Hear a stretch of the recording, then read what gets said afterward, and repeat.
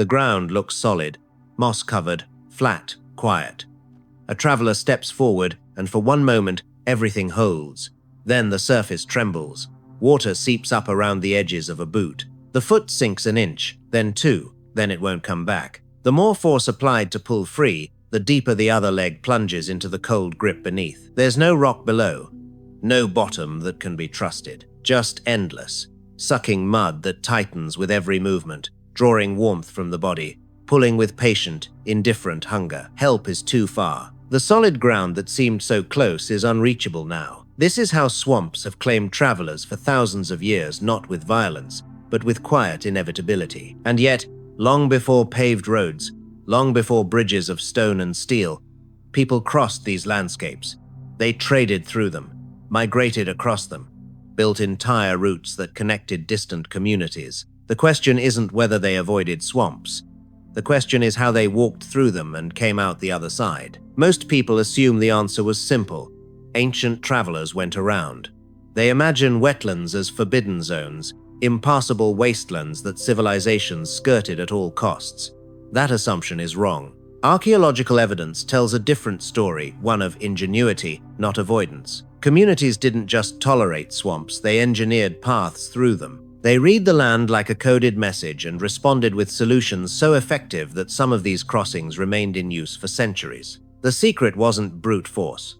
It wasn't luck. It was knowledge turned into infrastructure. Invisible roads, built from reeds and timber, hidden beneath water and moss. And once you understand how they worked, swamps stop looking like barriers. They start looking like corridors that rewarded anyone clever enough to unlock them. But first, you need to understand why swamps are so dangerous, and why the danger isn't always where you expect it to be. A swamp isn't one consistent surface. It's a mosaic of conditions that shift by the step. Some patches sit on gravel or clay and hold weight reliably. Others float on water, a thin crust of vegetation suspended over depths that can swallow a person whole. The difference between these zones can be invisible. Peat bogs, in particular, are deceptive. The surface may look like solid earth, covered in heather or moss, but beneath lies decomposed organic matter saturated with water material that behaves more like thick liquid than soil. Step on a weak spot and the suction begins. The mud doesn't just resist your movement, it grips. Every attempt to pull free creates a vacuum that pulls back harder. Cold water accelerates exhaustion, draining body heat within minutes. Panic accelerates mistakes. And the cruelest part? The person standing 10 feet away on firm ground cannot easily reach you. They risk sinking too. This is why swamps claimed not just individuals, but entire groups. Carts broke through surfaces that held foot traffic. Livestock panicked and thrashed themselves deeper into the mire. A miscalculation could ruin an expedition, lose a season's trade goods, end lives quietly in unmarked muck. The swamp didn't need to be dramatic. It only needed to wait. So how did people beat this? The first solution wasn't technology. It was observation, careful, systematic, and taught from childhood to any who needed to cross. Experienced travelers learned to read the land the way a sailor reads the sea. Vegetation was the first clue. Certain plants root only in stable ground sedges, willows, alder thickets that signal firm substrate below. Others, like sphagnum moss or certain floating grasses, indicate treacherous zones where the water table sits inches below the surface. The color of water mattered too. Dark, still water often meant peat-heavy depths. Flowing water, even if shallow, sometimes indicated firmer substrates beneath. Insects offered signals. Clouds of certain flies meant stagnant, oxygen-poor pools, the kind where organic muck runs deep. And then there was the ground itself.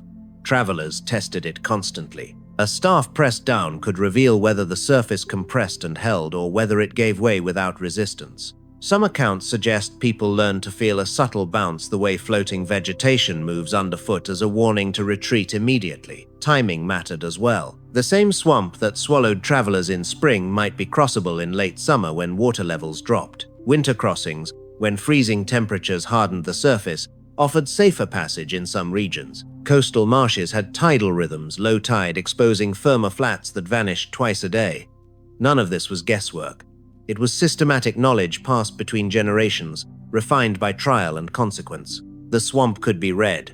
you just had to learn the language. Reading the land only got you so far. The next layer of survival was physical technique methods that reduced the risk of sinking even when the ground was questionable. The principle was simple: distribute weight. A foot concentrates body mass on a small area, punching through weak surfaces. But spread that same weight across a larger platform and the ground holds. Travelers carried staffs not just for balance, but for probing and, when necessary, for bracing against suction. Some learned to move with wide, shuffling steps, never fully committing weight to one foot until the other was secure. In emergencies, lying flat could prevent sinking deeper, spreading the body's load across a broader surface. More importantly, travelers carried materials to create temporary platforms. Bundles of reeds, cut brush, or woven mats could be thrown ahead and walked across. These weren't permanent fixes; they'd sink or float away after use, but they bought time and distance. For hauling cargo, sledges sometimes replaced wheeled carts. A sledge distributes load over its entire base rather than concentrating it on narrow wheels that slice through soft ground. The physics were intuitive but profound. You couldn't make the ground stronger, so you made your presence lighter. But here's where the story shifts from individual survival to something much larger. Temporary mats and careful footwork might save a single traveler. They couldn't sustain trade routes, migration paths, or regular communication between communities separated by wetlands. For that, people built something more permanent, and the evidence for this is extraordinary. Across northern European bogs, archaeologists have uncovered wooden trackways, engineered roads made from timber, designed to cross miles of otherwise impassable wetland. These weren't crude improvisations. They were planned, constructed, and maintained over generations. The basic design involved laying split logs or heavy planks across the bog surface, supported by stakes driven into the peat below. The stakes anchored the structure, preventing it from drifting or sinking unevenly. The planks created a continuous walkway wide enough for foot traffic and, in some cases, for small loads or livestock. What makes these trackways remarkable is their sophistication. Builders selected specific wood types: oak for durability, ash for flexibility. They cut timber to consistent sizes. They laid sections end to end with overlapping joints. And when sections rotted or sank, they repaired them. These weren't one-time efforts. They were infrastructure, roads that required investment and rewarded it with reliable passage year after year. Not all wetland crossings used heavy timber. Brushwood roads offered a different approach: lighter, faster to build, but still effective. These structures layered branches, twigs, and sometimes gravel over unstable ground, creating a floating or semi-buoyant mat that spread weight across the surface. The intertwined vegetation resisted suction by providing horizontal resistance. Instead of punching through, the traveler's weight was absorbed by the flexing layer. These roads worked best in shallower wetlands where the underlying muck wasn't dangerously deep. In some regions, builders combined techniques: timber supports at the wettest points, brushwood over slightly firmer stretches, gravel or sand where drainage could be improved. The result was a hybrid system tailored to the terrain. And this points to something critical: there was no single solution. Communities adapted their methods to local conditions, available materials, and the specific demands of the route. A coastal marsh with tidal fluctuations required different engineering than an inland peat bog. A route used by herders moving livestock needed a wider, stronger surface than a footpath for traders with light packs. The common thread was the principle: transform soft ground into a stable line by creating a surface that spreads load and resists the suction that traps the unwary. In some landscapes, builders went even further. Elevated paths and embankments raised the road surface above the water table entirely. Ditches dug alongside the route drained water away, allowing the center strip to dry and harden over time.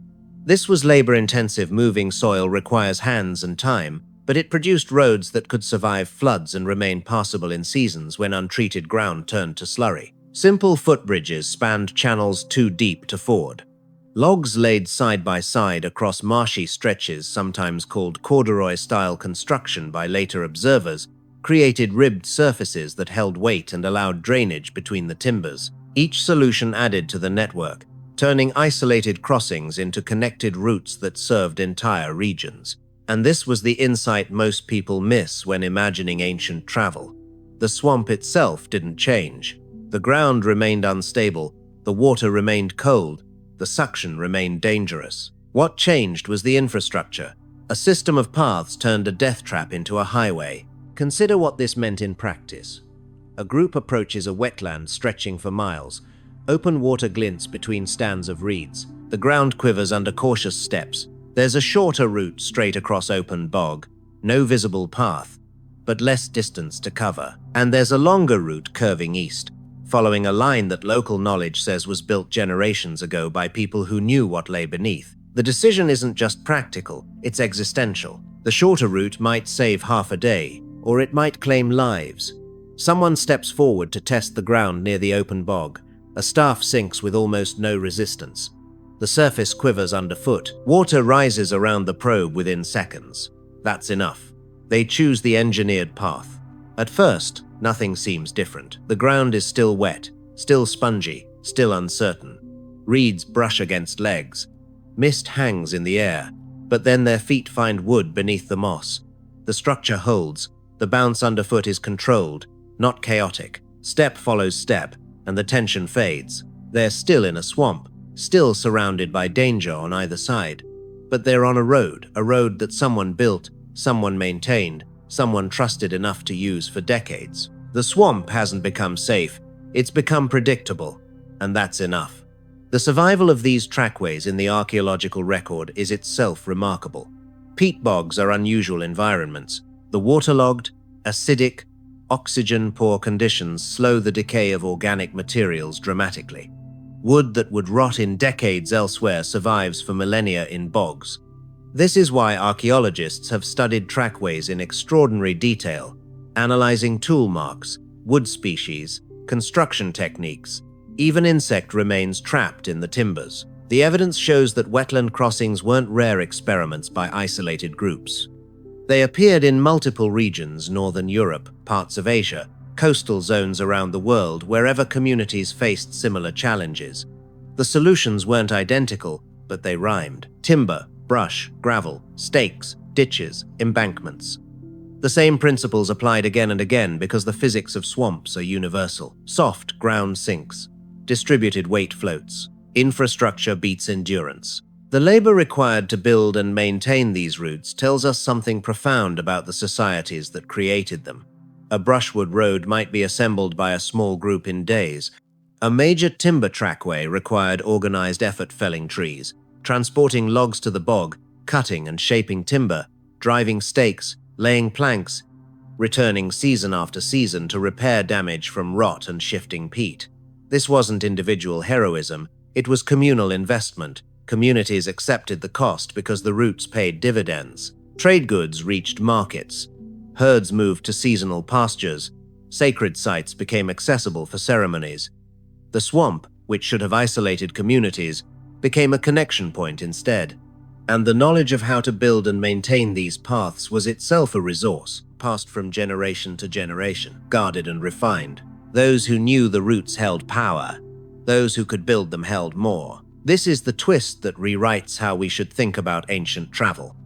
When people imagine old roads, they picture stone, Roman highways, paved surfaces cutting through forests. But some of the most critical routes were invisible, hidden under reeds, submerged in shallow water, marked only by a line of posts or a slightly different texture of vegetation.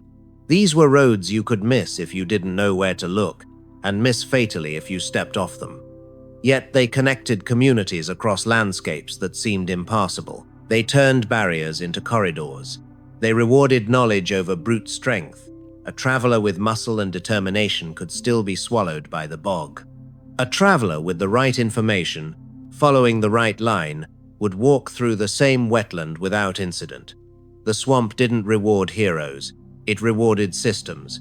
Think about that the next time you see a quiet marsh, a stretch of reed-covered wetland, a mossy expanse that looks untouched by human hands. Beneath that surface, preserved by the same conditions that once made crossing deadly, there may be timber split logs laid by hands that understood the physics of suction, the patience of mud, the hunger of cold water. Roads built where roads shouldn't exist. The people who created them didn't conquer the swamp. They negotiated with it, matched its rules with counter-rules, and turned uncertainty into passage. We pave over wetlands now, fill them, drain them, forget they were ever obstacles. But for centuries, the challenge was different. The ground was soft, the roots were hidden, and crossing meant trusting the work of strangers who'd walked the same line before you. That quiet genius, building a road where there shouldn't be one, and watching it carry travelers safely through shaped landscapes and connected worlds, long before anyone laid the first stone.